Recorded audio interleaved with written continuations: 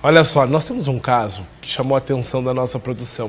Um garoto, filho de pais separados, aparece em vídeo chorando por ter sido obrigado a morar com o pai em Capivari, no interior de São Paulo. O menino de 6 anos afirmou ser espancado e agredido pelo pai e também pela madrasta. Vamos olhar o vídeo. Tio, por favor, eu vou ficar com a minha mãe, tio, por favor, eu prometo, tio. Calma, tio vai tentar te buscar de novo.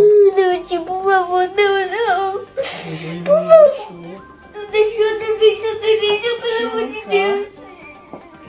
Tio, não, tio, eu não vou com meu pai, eu vou ficar aqui na sala. Eu vou ficar com a minha mãe, eu não vou largar ela de novo. Por favor, tio, me solta. O vídeo foi gravado no Fórum do Riacho Fundo 1, em Brasília, minutos depois de um juiz decidir que a criança vai ter que voltar a morar com o pai, em Capivari, no interior de São Paulo. O garoto de 6 anos diz que não quer ir. Tenta se esconder embaixo da mesa. Ele afirma que quer ficar com a mãe, porque era agredido pelo pai. Ele me batia, me empurrava, minha madrasta fazia o carro do banco e meu pai me batia. Ao saber que não conseguiu a guarda do filho, a mãe passou mal e teve que ser amparada pelo SAMU. Pelo amor de Deus, o juiz não tá vendo um negócio desse. Rosilene, mãe da criança, conversou com a nossa equipe. Ela conta que os problemas com o ex-companheiro começaram ainda na gestação. Ele me violentava, ele batia minha cabeça na parede, ele tentava agredir a minha filha. Então eu registrei Maria da Penha 3 meses após o casamento, eu registrei Maria da Penha contra ele.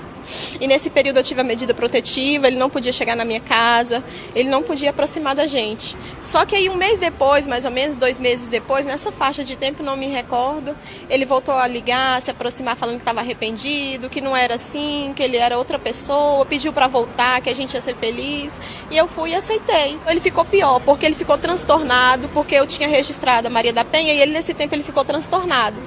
Então ele falava assim, agora que eu vou te matar mesmo. Depois de pedir a separação, a mulher disse que por causa das ameaças do ex-marido, decidiu entregar o garoto em 2012. Pelo acordo, ela teria direito a visitas aos finais de semana. Mas ela conta que não conseguia ter contato com o filho, nem por telefone. Eu ligava para falar com meu filho, ele não deixava eu falar com meu filho, ele me xingava. No entanto, os palavrão que ele falava, quando eu peguei Samuel falava de tudo quanto era palavrão. 3 anos se passaram e em agosto do ano passado, Rosilene diz que soube pela irmã do ex-marido que o filho estava sendo agredido pelo pai e que o comportamento da criança estava diferente. Preocupada, Rosilene embarcou para São Paulo em setembro. E lá disse que se deparou com uma criança completamente diferente. Estava um menino todo transtornado. Era um menino que batia, beliscava, mordia todo mundo.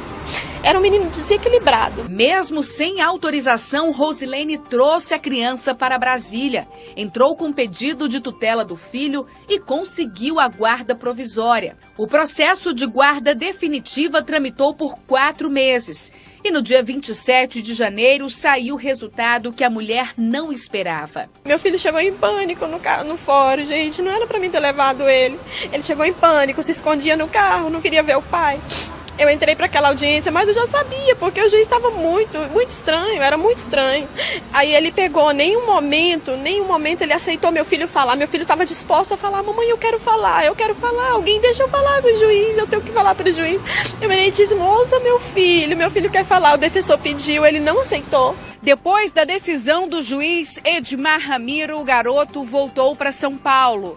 De acordo com o Tribunal de Justiça aqui de Brasília, o processo corre em segredo de justiça, mas ainda cabe recurso. Nós tentamos falar com o pai da criança e com o advogado dele, mas eles não atenderam às nossas ligações. Sem o filho nos braços, ela diz temer o pior. Como todas as crianças que pedem ajuda, o que acontece? Matam. O juiz vai lá e passa a guarda e acontece isso. Não, tio, eu não vou com meu pai, eu vou ficar aqui na sala. Eu vou ficar com a minha mãe, eu não vou largar ela de novo.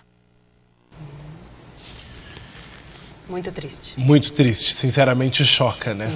Choca ver uma criança nesse estado. E, na verdade, sabe o que mais choca, doutora? Eu acho que além da criança, ver uma família, assim, né? Ver pessoas desse jeito, né? Eu acho que isso é o mais triste, é o sinônimo da degradação da nossa sociedade, né? Sim, sim, Tiago, viu como ela falou, o casamento já tinha agressão, que ela fez a Lei Maria da Penha com 3 meses, né, de casada.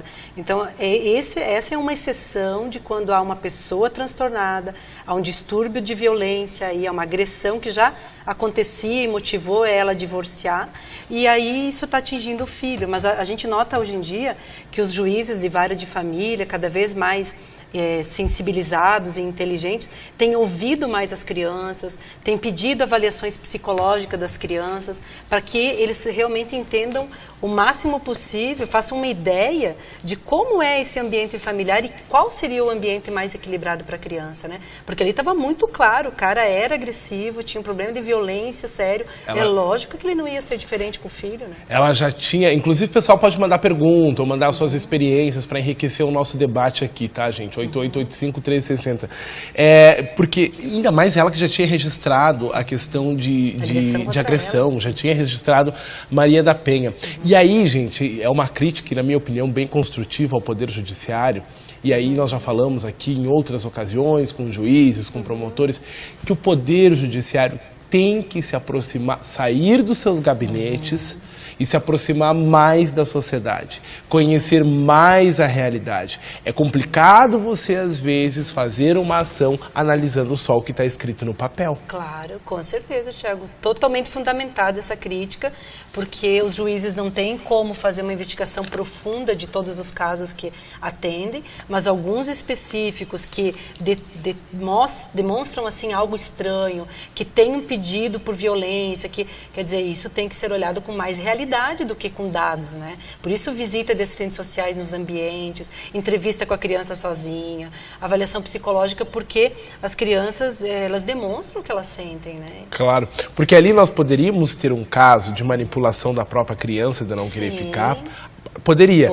Mas as evidências, tipo o registro de Maria da Penha e mais uma... As agressões dele anteriormente, né, que motivaram ela ao próprio divórcio, isso já são sinais de que havia violência. E a violência é isso aí, a pessoa geralmente é violenta com quem é do tamanho dela, né, adulto, com a criança a tendência é maior ainda, né? Então, com certeza, deveria sim, Tiago, porque eles vão fazer o julgamento, né, do que é o melhor para aquela criança. Então, quanto mais você conhecer da realidade daquela família, daquela criança, melhor você vai poder escolher, né? Exatamente. E de que forma depois? Nesse caso eu acredito, espero que seja uma exceção da justiça. Eu espero. É porque alguns vêm a público, outros tantos não vêm. Outros tantos não vêm. Né? Mas a gente espera que seja uma exceção da justiça. Mas voltando ao nosso assunto lá atrás, como que os pais podem lidar da melhor forma com a separação para que as crianças saiam todo mundo bem? Então, Tiago, principalmente tendo uma conversa franca e sincera, com cada nível de linguagem que, dependendo da fase da criança, ela entenda, né? Mas deixar muito claro o principal é o quê? Papai e mamãe não estavam felizes como marido e mulher, que é um outro papel, né? A gente não estava feliz, ou eu não estava feliz, quer dizer, a relação não era o que eu esperava, não conseguimos ser felizes juntos, por isso papai e mamãe e papai vão se divorciar. O amor por você é o mesmo, os teus direitos são os mesmos como filho, o que vai mudar é que você vai morar ou com o pai ou com a mãe e o outro progenitor vai fazer as visitas, que isso também eu questiono, Tiago, porque assim, finais de semana, a guarda compartilhada também é muito complexa, né? Assim, a criança ficar um dia no casa do pai, um dia na casa da mãe, é mochila pra cá, é material de aula... Perde a referência. Perde a referência, perde não tem a referência rotina, total. Não tem rotina, exato. Exatamente. E criança precisa ter rotina, precisa né? ter rotina. A minha mãe sempre me disse isso. Exatamente, Tiago. Agora, o que a gente nota é assim, essa guarda que geralmente é feita de visitação de um dos progenitores só do fim de semana, fica complicado exercer o papel, principalmente que geralmente é o pai que fica com a visita, né? Porque daí eu pego o final de semana para passear, para brincar, para ficar light, porque final de semana as pessoas não fazem quase nada. E aí, assim, como é que é ver o tema? Como é que é mandar escovar os dentes? Como é que é a parte chata da educação? Fica pouco com a criança, né? Então, nesse sentido, eu acho que ainda vai se caminhar para uma guarda em que fique, por exemplo, assim, Um mês na casa do pai, um mês na casa da mãe. Tem rotina por um mês daquele jeito, com aqueles horários, ou 2 meses que seja, mas que o outro progenitor vai ficar num papel secundário porque o vínculo se faz fazendo, né, Tiago? E é fazendo assim, é mandando fazer tema, é vendo tema, é escovando os dentes, é levando para o judô, é fazendo as coisas com a criança. E no final de semana, são só 2 dias, não são 5, né? E é essa coisa mais light, que eu falo que parece que as mães geralmente até se queixam. É muito fácil, a criança acha mais legal ir na casa do pai final de semana. E a mãe que é chata, porque a mãe está de segunda a sexta cobrando estudar, cobrando fazer as coisas, né? Exigindo a hora de dormir. E chega final de semana, não, pode dormir mais tarde, só está aqui na minha casa no sábado, por exemplo. Então isso eu acho que ainda vai ter que ser amadurecido pelas famílias e pelo Poder Judiciário de encontrar uma guarda em que o direito e os deveres dos pais fiquem mais equilibrados. É verdade, não, chegou bastante coisa aqui, doutora. É um tema muito interessante, muito interessante e muito complexo ao mesmo tempo, né? Que as pessoas têm que ter uma maturidade incrível para entender.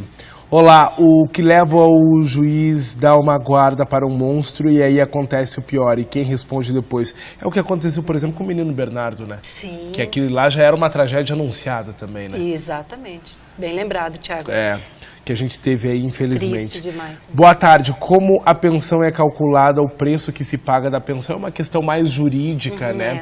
Do que daí. Aí a gente não tem como responder hoje neste momento, mas numa outra ocasião a gente pode chamar um juiz, um advogado também. Mas se não me engano é 33% da renda que a gente veio falar aqui a semana que vem. Oi, é a Josi, gostaria de saber se depois de 7 anos posso pedir reavaliação da pensão, porque o salário dele aumentou muito. Mas a pensão nada, e gostaria de saber se a pensão e pelo salário mínimo que ele ganha. Olha, também não posso lhe afirmar, mas eu sei que se há aumento de salário, tem que haver aumento de pensão, né, doutora? Pode haver, só que isso é bom sempre consultar um advogado ou os nossos escritórios jurídicos da universidade. Essa consulta da UNO Chapecó e da UNOES, que é ali na Porto Alegre, gente, perto da Câmara de Vereadores, pelo menos em Chapecó, é que a gente esquece que às vezes a gente está ao vivo para toda a região. Mas aqui em Chapecó existem esses escritórios.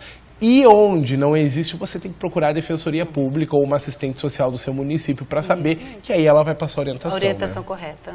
Exato. Porque dinheiro, né? Acho que a gente pode fazer um gancho aí, Tiago. Dinheiro é uma das questões que vem à tona no divórcio, mas que representa poder, né? Que é uma disputa de poder, quem paga mais, quanto paga, que valor tem o teu filho para você. Quer dizer, o dinheiro entra como uma questão de valor, né? Mas um valor pessoal e que está medido no monetário.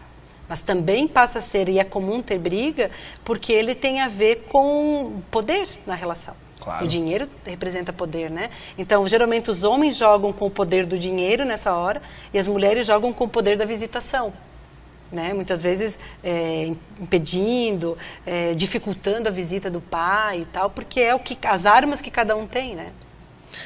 Boa tarde, gostaria de saber se o pai tem a guarda da criança e ele hoje tem 14 anos e quer morar com a mãe. Qual é o procedimento? Também procurar assistência social do município, do fórum, né?